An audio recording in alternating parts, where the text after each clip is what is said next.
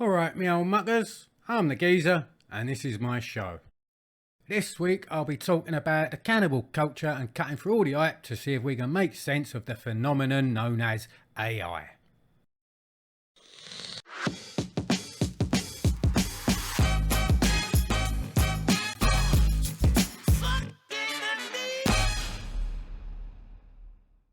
So what is the cannibal culture, and why should you give a monkeys?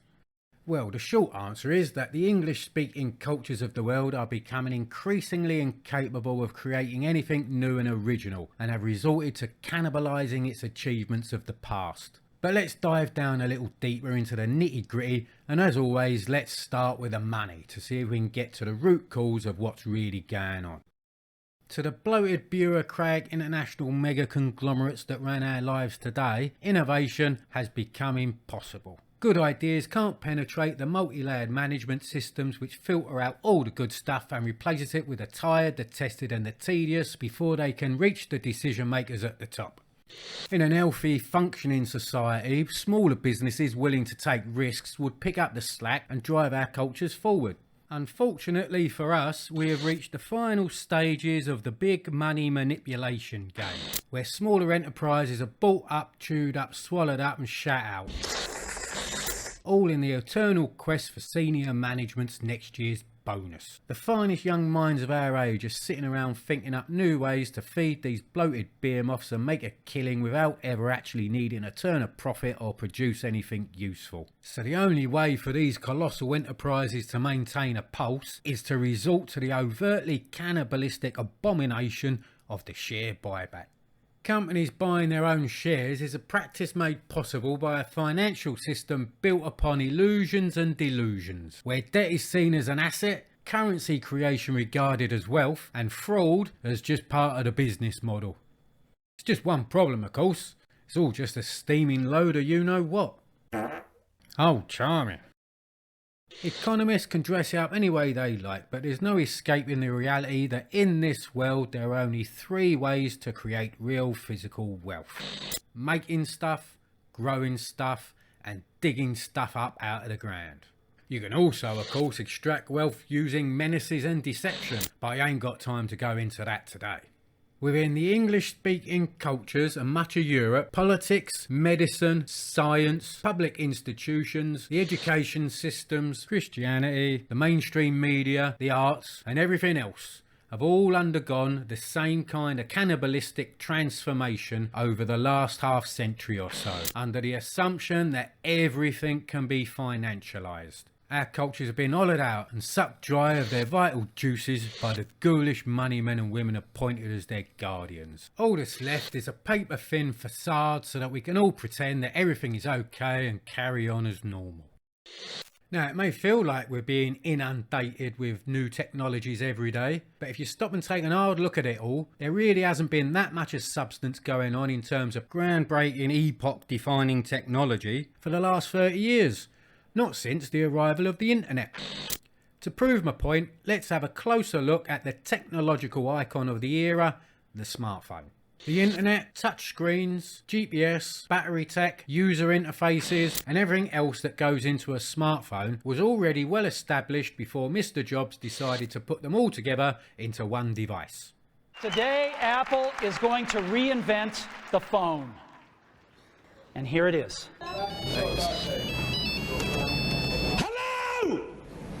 Yes! Yeah, no, I'm just getting a skinny cappuccino latte! Molto grando! But let's not confuse the mobile phone, which has important practical utility, to the smartphone, which wasn't born out of a necessity to solve a problem in the same way as the telegraph, radio communication, the combustion engine or the electric light bulb. It was, and still is, a novelty item designed to be used, and is used, to titillate and waste time for the vast majority of people who own one. So you might say the smartphone is also the ultimate icon of the cannibal culture. As a physical device, I won't deny it is a remarkable achievement in technology and human genius, but it's also the perfect example of a Frankenstein's monster, cobbled together from useful pre-existing tech, resulting in an accessory which enables and encourages dubious social and cultural behaviours.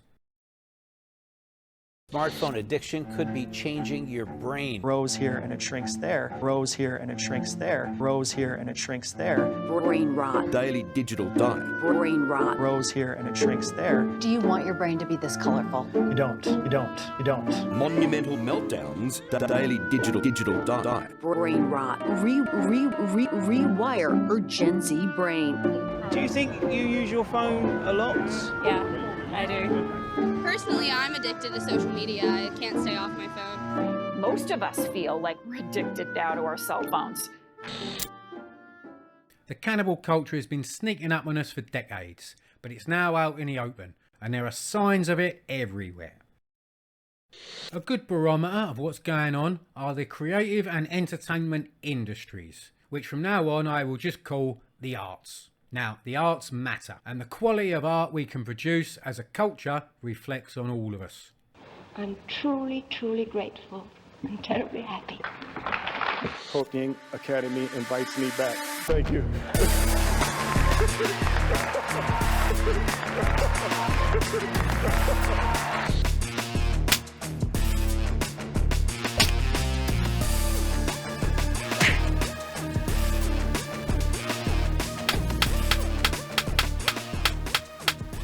Any genre of creative work can be used to create art, and you don't need to study it or have any special skills to enjoy and experience it. Good art invigorates, energizes, and educates. Bad art discourages, confounds, and confuses.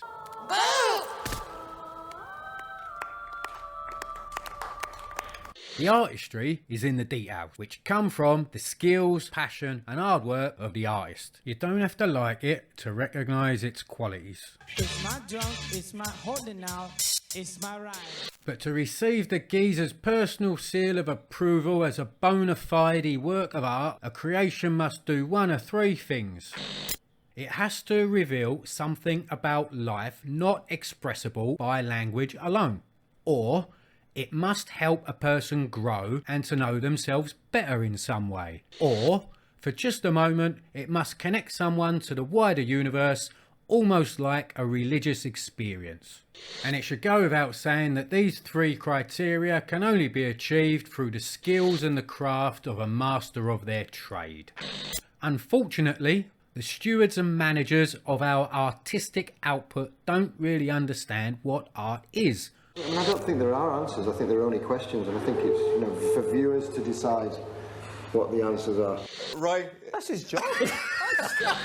The postmodernists, quite rightly, get a lot of grief these days, but they were rather clever back in the early days. The problem is that it was a movement that should never have become the mainstream. It must have been quite refreshing back in the day to ruffle the feathers of the stodgy old professors who saw themselves as the arbiters of quality and taste. But when deconstruction and demolition become the dominant cultural force, then quite frankly, and rather obviously, sooner or later you're going to run out of things to break.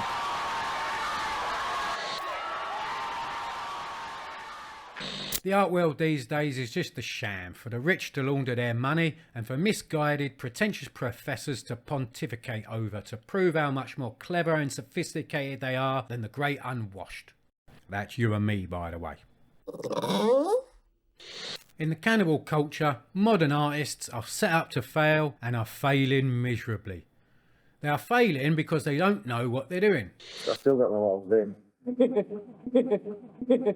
They think any old tosh can be art as long as they can explain it away with a clever soundbite. I love art that kind of confused you or made you not sure, or you didn't know where the art was.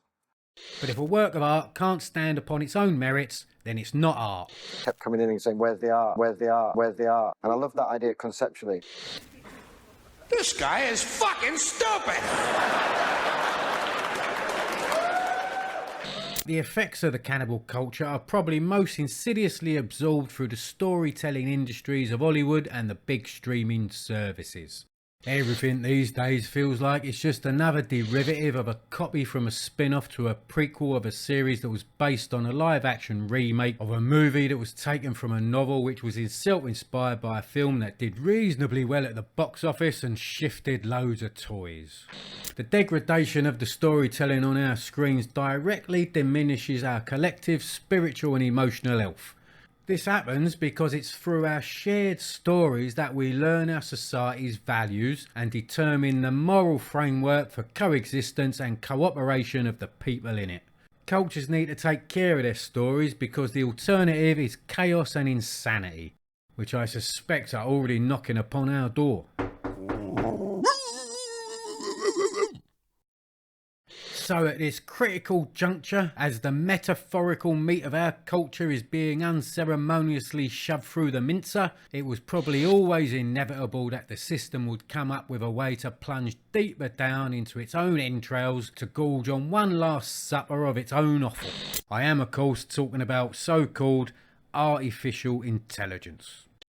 Shall we play a game?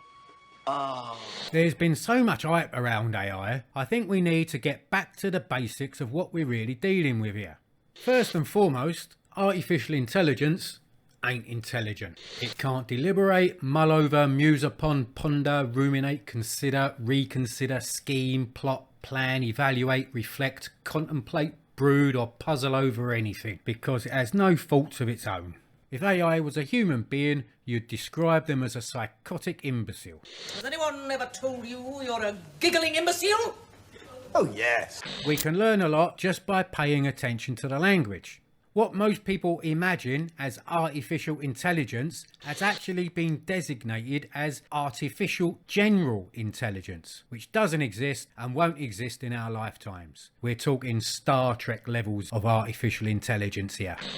What most people call AI and what we've been sold as AI is really a collection of programs more accurately designated as large language models. These large language models, or LLMs, are just fancy computer programs designed to appear much smarter than they really are. A bit like most science presenters and personalities on TV. Now then, as you are aware, I'm a geezer. What? Not a computer science engineer. So what do I know? Well, I know words and I know people, and I'm still in possession of that rare commodity known as common sense. Because it's geezers like me that capture German machine gun nests.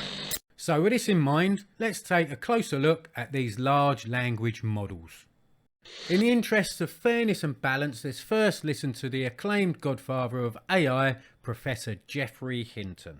You'll hear people saying things like, they're just doing autocomplete. They're just trying to predict the next word. And they're just using statistics. Well, it's true they're just trying to predict the next word. You have to be really intelligent to predict the next word really accurately. You believe that ChatGPT-4 understands? I believe it definitely understands, yes. Say what? What you do is you convert those words into feature vectors.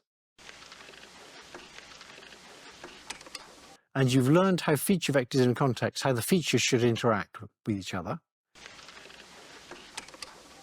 to do things like disambiguate the meanings of ambiguous words. And once you've associated features with those words, that is understanding. That's what understanding is, and that's what understanding is both in a large language model and in a person. In that sense, we understand in the same basic way they understand. Oh no, sir, that's gobbledygook. Now, far be it from me to piss all over the professor's lifelong work, and I don't want to be rude, but I ain't buying what he's flogging. People deal with ambiguity in very complex and subtle ways, and people can function perfectly well without needing to use feature vectors to disambiguate the inevitably insolvable ambiguities that life throws at us every day. I'm going to my car. Get my other gun. Shoot everybody's ass. Raymond! Raymond! Raymond! Scientists these days are always claiming they know something about something when all they've done is identify the mechanics of it. Nobody knows how human beings understand things, but to understand implies consciousness, which further implies that the professor here believes that he's participated in the creation of a conscious entity. Give my creation life!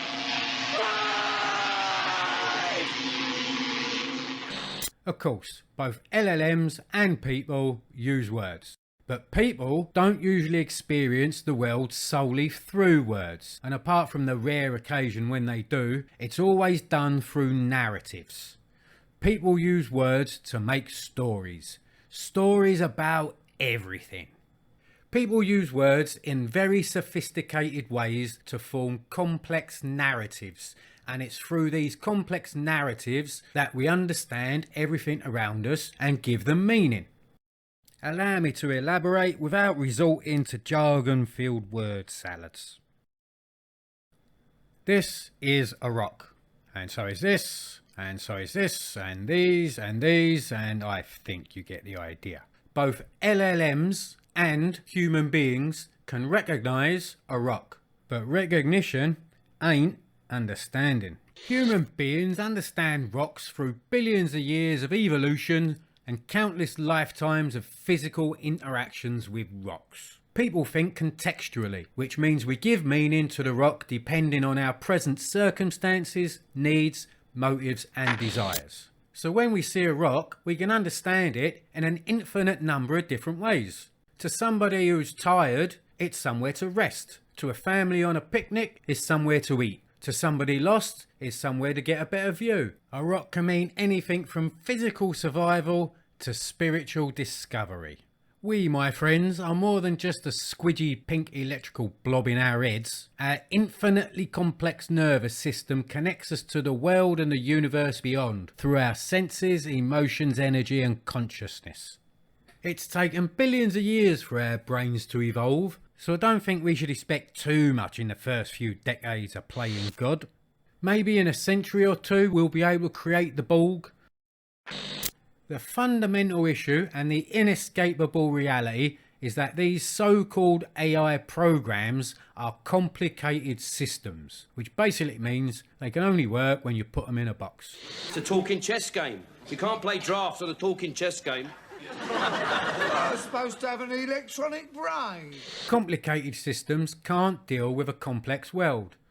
No matter how much data you put into the model, it will never be enough to predict a complex world made up of complex systems, which of course includes human beings and human culture. The large language model will never be large enough. We also need to remember that these LLMs are models, and a model, by definition, is a copy of something else to be used to identify trends and make predictions. So in this case, the model is being used to predict the language it needs to offer a coherent response to a prompt. So in other words, LLMs are making shit up as they go along. So if AI ain't actually thinking, what is it doing? Well, it's copying, assimilating, and outright stealing. If left to its own devices, the so-called AI will suck up and regurgitate everything online to infinity, until the only thing left will be a slimy grey sloppy sludge. We got lumps of it round the back. Only a culture in the death spiral of a cannibalistic chowdown takes such genius data management systems and across the board see them either as a get-rich-quick with no effort scheme, as a way to tyrannise the masses, or even as the second coming. But if we do end up living under a dystopian AI overlord, I wouldn't worry about it too much. It wouldn't last very long because it would be no match for the ingenuity of the human brain and the complexity of our collective humanity.